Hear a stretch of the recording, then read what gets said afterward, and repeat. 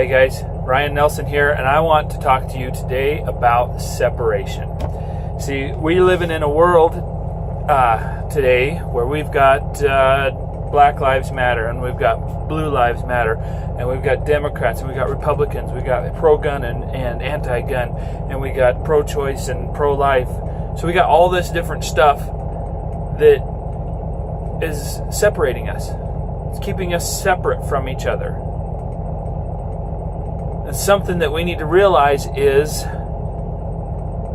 if we want to solve any problems at all, we've got to come together. And you cannot make groups without separating.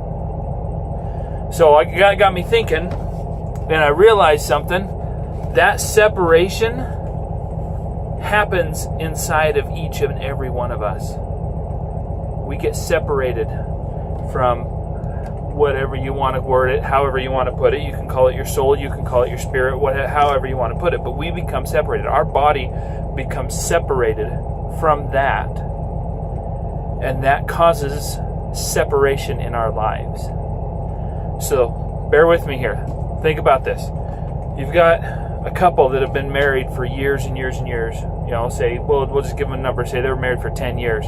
And then, all of a sudden, one or the other of them decides that they want to get a divorce. And they get separated. Okay? Easy peasy. Yeah, you know, it happens all the time. Sometimes 5 years, sometimes 15 years, sometimes 50 years. But they get separated. Now, stay with me on this. The separation happened before the spouse, whichever one it was, decided they wanted to get separated, that they didn't wanted a divorce. Because what happens is we internally are hard on ourselves. And when we're hard on ourselves, we create a separation in us. You've got this soul that knows, or this spirit, or this entity that knows what you're supposed to be doing, that knows what you want to do with your life, and that just longs to be there to do that. And I'll give you a point. Okay? So say this was explained to me one time like this. Say you're sitting on the couch and you have this idea come to your head. You say, "Hey, I should get up and go exercise."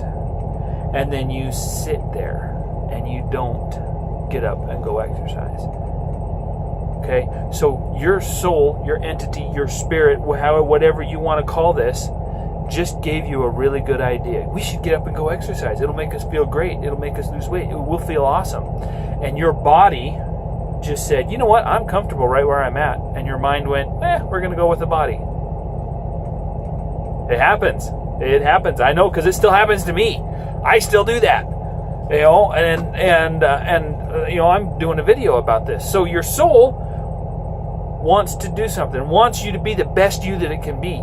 It knows what you can aspire to do. And your body just wants to be. You know, your body wants to live. Your body wants to be comfortable. Your body wants to survive. It wants to breathe. You know your body wants to breathe because if you hold your breath, your mind panics. Okay? Your body wants to survive and it wants to be comfortable. So if you ignore your soul giving you these promptings enough, you start to have a little bit of a separation.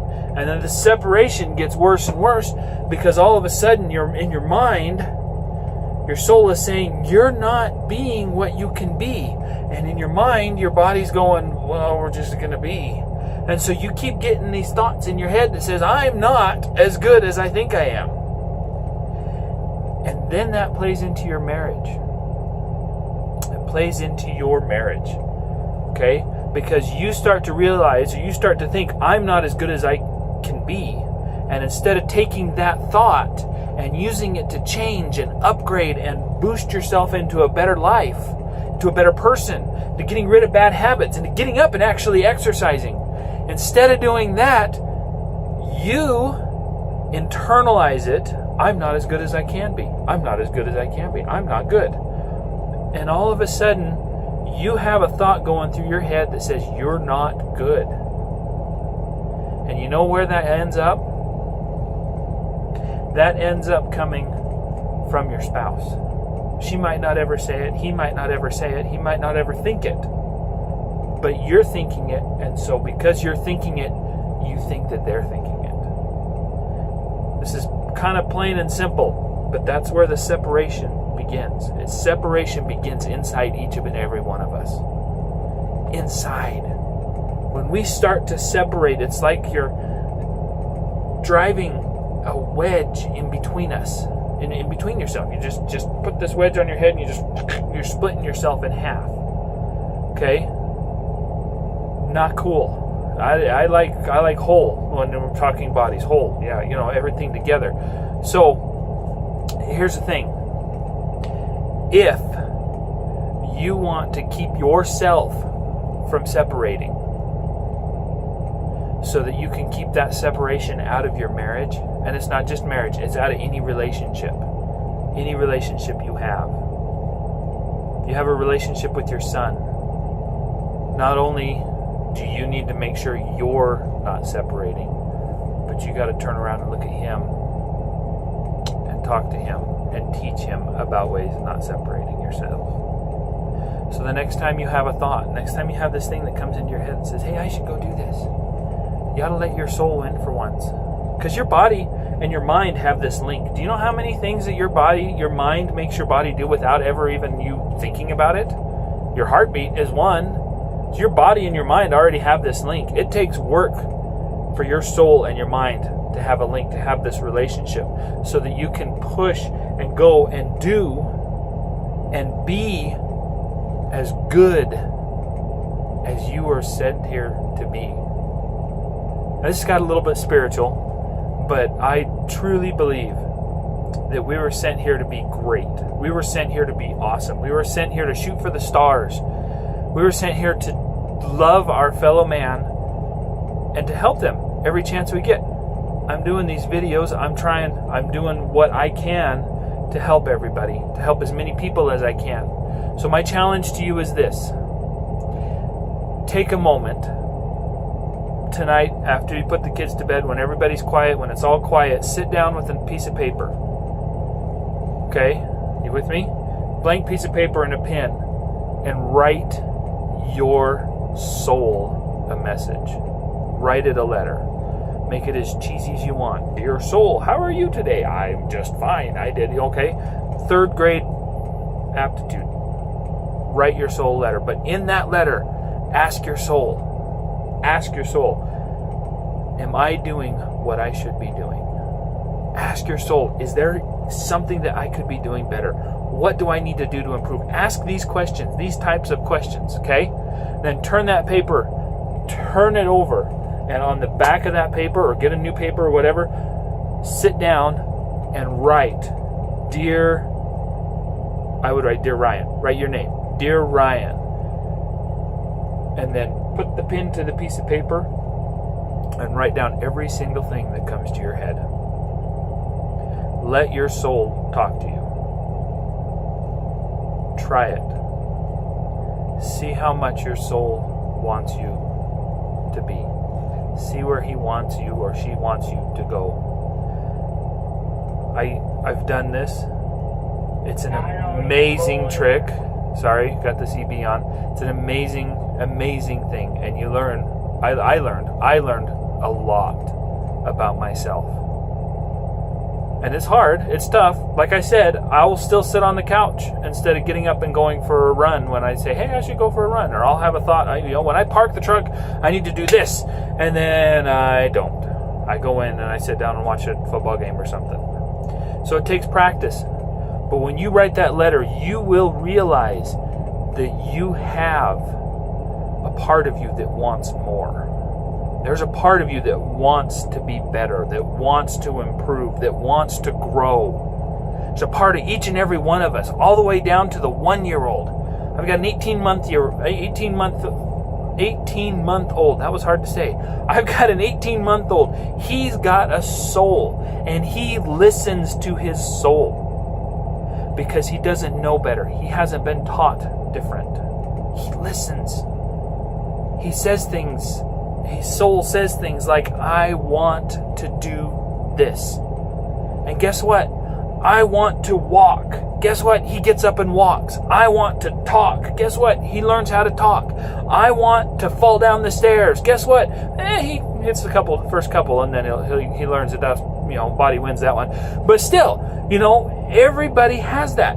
From the smallest child all the way up to the grown adult.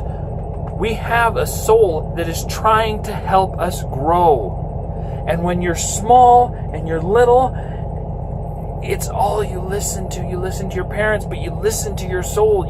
That's why they throw fits. That's why they get upset for apparently no reason whatsoever. It's because they want something with their soul. They're that intent that they want it that bad that when they don't get it, it's heartbreaking to them. That's how we need to be. That's how we need to talk to our souls, talk to our spirits, talk to whatever you want to call it. Talk to that piece inside of us that wants us to grow and develop and mature and change and become better. You want it, you've got to want it so bad that if it doesn't happen, it's heartbreaking. And you're just like, oh, and the next time you get a chance, you're going to fight, you're going to do it, you're going to win. And you're going to grow, and you're going to change, and things around you are going to improve. Even if they're going great right now, there's always room for improvement.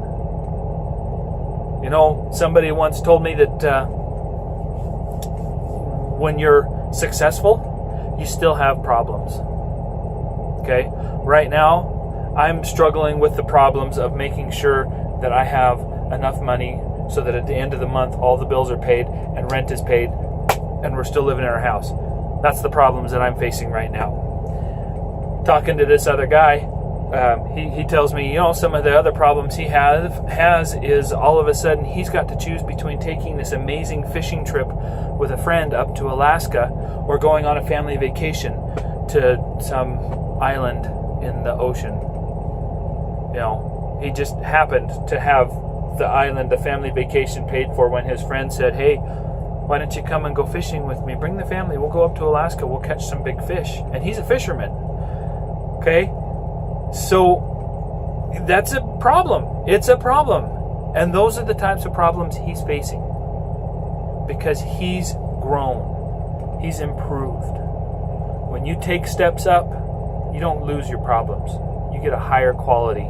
You get a higher level of problems. And that's what I'm striving for. I want to have the problem of, do I give this money that I have in excess to this charity or do I give it to this charity? Do I give a gift to this person that'll really help them out in their life and really push them forward? Or do I save that gift and give it to this person that really needs something like this in their life as well? These are the problems that I want to have. And I can't wait until I'm there. So take some time. Okay? Write your letter. Write your letter to your soul. Have your soul write you a letter back. See what you're missing out on. Because I guarantee you've got something amazing waiting for you to just open your eyes, open your ears, and listen to your soul. Thank you.